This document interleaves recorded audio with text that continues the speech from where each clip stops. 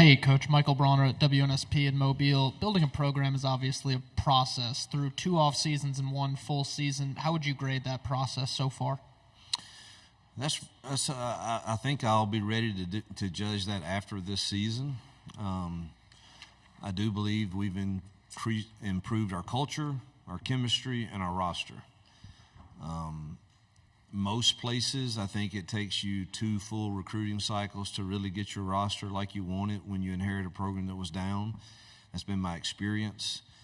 But I've also, every place we've been, I think we've seen improvement in year 2. And so I know that we're on the right track. We're recruiting at a high level, so is everybody else. But we're recruiting at a high level, and the standard and accountability and culture is getting better, and the chemistry is among the staff is better, which is breeding confidence into our players. So I think we're on the right track. But what does that mean in win-loss total this fall? I'm not sure yet. Left side, front row. Coach Freeze, Corey LeBounty, Mobile, Alabama, WNSP 105.5.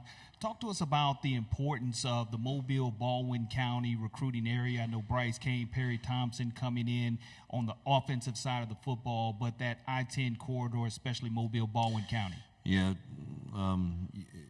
you're in our state, so you know that I'm very transparent. And prior to us arriving, we were getting our teeth kicked in down there. And we're changing that, and we have to. We've got to get our share in our state. There's a lot of good football that's played in that area, and they're always going to have some players, and we've got to win our share of battles there, and so we've made it a priority for sure. And let me say, I said this in the big room, and I don't know if y'all would listen to all that or not, and I hate to double talk or whatever, but I have never come early to a media day, ever. I don't know of any coach that would, because I don't know, we were of this mindset that say as little as you have to and see as few people as you have to and get out. And we had the Auburn Dallas club meeting here last night, and it made no sense for me to fly back home and then fly here this morning. And so I came in a night early and really wasn't quite sure how that was going to go, but me and Lee Van Horn and our SID went to get something to eat, and dang, the first thing that happens, I have this group of people run up to me, and they were the Chamber of Commerce from Opelika, and they just won the national award, so congratulations to you guys. I hope that gets out somewhere. But then one by one, you media guys that saw us would come and visit with us and talk, and man, we sat there for 3 hours last night, and then I say, it's time for me to go to bed, and I come in, and then a group of Alabama media caught me out here, and we sat there and talked for another hour. And I just appreciated that. It was nothing about ball, or we told stories and recruiting stories and lake stories, fishing stories. It was Eric Church stories. It was, but anyway, I know y'all didn't come to hear that, but I do appreciate, I know you have a job to do, and I get that. You got to tell us when we're screwing it up. But you know, last night for a period of 3 hours, it was kind of nice that everybody was just human, and thank you for that. Left side, second row.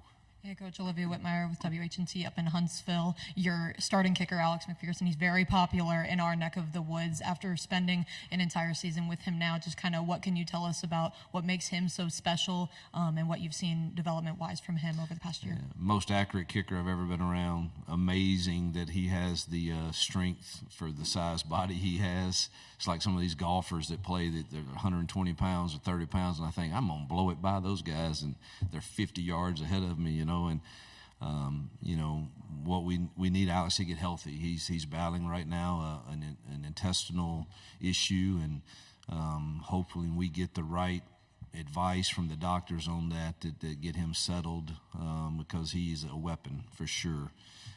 On the other hand, we're thankful we have a great backup too in Towns, but we sure hope Alex, he is so cool and consistent. Hope he's ready to go. Second row, left side. Derek Peterson, Saturday Down South. When you've had young players that have come in and filled roles for you right away throughout your career, What are some characteristics that have been common amongst those players, and do you see some of those same things with Cam? I do, and that's a great question. I've had some really, really great receivers. I think of Laquan Treadwell. He came in and, I mean, just fit naturally. Caught 75 balls as a freshman, and obviously still in the NFL. And we've signed some others that, you know, are in the NFL now, but we redshirted, or they weren't quite ready. And so it's very hard for me to predict, you know, exactly how these young kids will perform against, you know, obviously the DBs in this league are probably the best athletes, you know, on the field when it comes to quick twitch and change of direction and all those things. So how are they going to perform?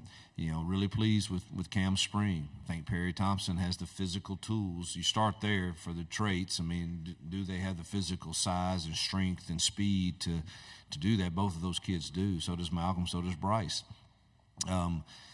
You know, Perry's just now getting with us, but it's really hard to judge, you know, exactly how they'll handle everything. But it starts with a work ethic and a maturity about your approach, and don't think you have it all figured out. Be coachable, and Cam was absolutely that in spring. He wants to be coached. So he's going to play. You know, I'm very careful not to put unreal expectations on them just yet. Second row, then pass it over your left shoulder. Camder, WFF 48 in Huntsville. Coach, we've heard a lot this week about how hard road games are in the SEC, but we've also heard how hard it is to play at Jordan-Hare from a lot of other players outside of the Auburn team. So what do you think it is about Jordan-Hare's environment that makes it so difficult, and how exciting is it to be able to start your season off with 5 straight games? Yeah, two straight years of sellout. We're thankful to our fans for doing that. That they're faithful, they're loyal, they love their Auburn Tigers. And then our student section is the best. I mean, we get there 2 hours before the game, and it is packed already. Everybody wants the lottery to get the tickets to the games they want, and it's wish we had bigger space for all of them to come. But that the feeling at Auburn to me is such a and I'm not saying other places don't have it, but I think Auburn is unique in this family feel that they have, and whether or not you all go to the same church or you don't, or you have different beliefs or not, come Saturday, the love for a program and a school trumps all of that, and you feel that at Auburn. And I think that's what makes it difficult. Now, the 5 straight home games, it's not ideal, but at the same time may be advantageous if we can get on a run and get the season started really, really well. That could be advantageous. It's not great for fans at all, because the back and forth, and we're going to ask them to be there, and they're going to show up, but that's not great for that. And then not having a home game at all in October is certainly a challenge. But it is what it is, and we've got to deal with it. But we need to get off to a fast start. Right side, third row, aisle. Ike Jones with the War Report. Coach, Jalen Simpson was a big part of what you all were doing from a secondary standpoint, now moved on to the NFL. Who's kind of replaced him as one of the leaders, particularly vocally, in that secondary for you all? Jaron Thompson, our transfer from Texas, and Keontae Scott they'll be the voices back there. Champ Anthony's another voice that carries weight. But the back end that get us all lined up right, Jaron, we're moving Keontae to corner, so Jaron will have the responsibility of kind of taking over that role. On the aisle, third row. Tony Reese, WTV. I'm out of Columbus, Georgia. Coach, 2 questions, if I might. From year 1 to year 2, what's been the biggest transition for you, as well as looking at the East Alabama talent you have and plucking 2 big guys of the future in Townsend Magoo and Cam Coleman, as well as Dylan Gentry and many others? Just kind of, what does that mean for you to really pluck out of in your backyard, essentially? Well, we want to win the state in recruiting, so whether it's Mobile or whether it's in the Columbus area or Birmingham area, you know, we want to win our share of battles in that state, in our state. So it's vital that we were able to get those 2, and those were 2 tough battles I mean, for a kicker, that was a tough battle, and receivers, you're used to some of that, but man, that speaks to how good Towns can be. Transition, I think just getting more comfortable. There's a comfort level in our building right now for me that I think is breeding confidence into our players. And, that's, when I walk into the offensive room now, every single person in there, every single person has worked with me before. And it's made it, and I love the energy that Durkin and Charles Kelly and the defensive staff are bringing over there, organized to a T and bring great energy. So it's made me a lot more comfortable. Right side, third row. Coach Ron Brown, SEC Sideline Sports Network in Memphis, and a lot of proud people in Tate County, Coldwater, Independence, the five-star city, Senatobia. Got to ask you, 2 years ago there were 33 players in the state of Alabama, 22 4-stars, 6 5-stars. Auburn got 3 of them. You've already got 3 of the top 6 in the state. A kid that's from that area is not likely to quit. He can't go home. Your philosophy on in-state recruiting and how important it is for kind of pain is temporary, pride is forever in your home state. I've been very vocal of how I want to build the program, and it starts with high school recruiting in your home state and border states. And I'm not big on getting on a plane and flying across the nation. And listen, I could be wrong. I don't know. I'm not certainly saying I have the blueprint to doing it, but I would love to build it from our border states and starting at home with high school kids, and hopefully talk them into staying with us and being developed. And, that's a challenge in today's time maybe, and maybe I have to rethink it. But certainly that is the way I'm most comfortable building a program. And it probably comes from what you mentioned at first, my roots in Tate County, Mississippi. And that's what I was taught. You do it through hard work, and you may not be perfect and you're going to fail and all that, but man, you do not quit, and you keep going, and you persevere, and you learn the lessons that are going to benefit you in life.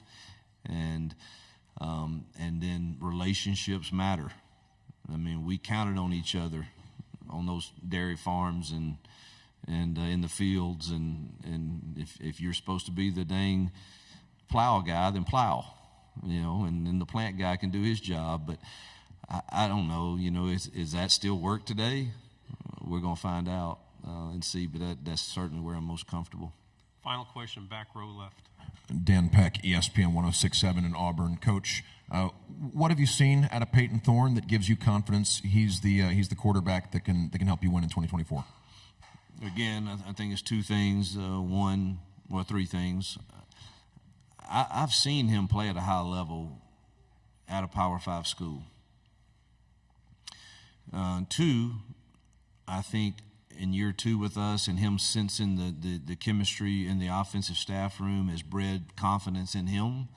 But probably most importantly, I think he feels like if he's supposed to take a 3-step drop right now from the shotgun and throw a curl route, I think he feels confident that he has guys that can win.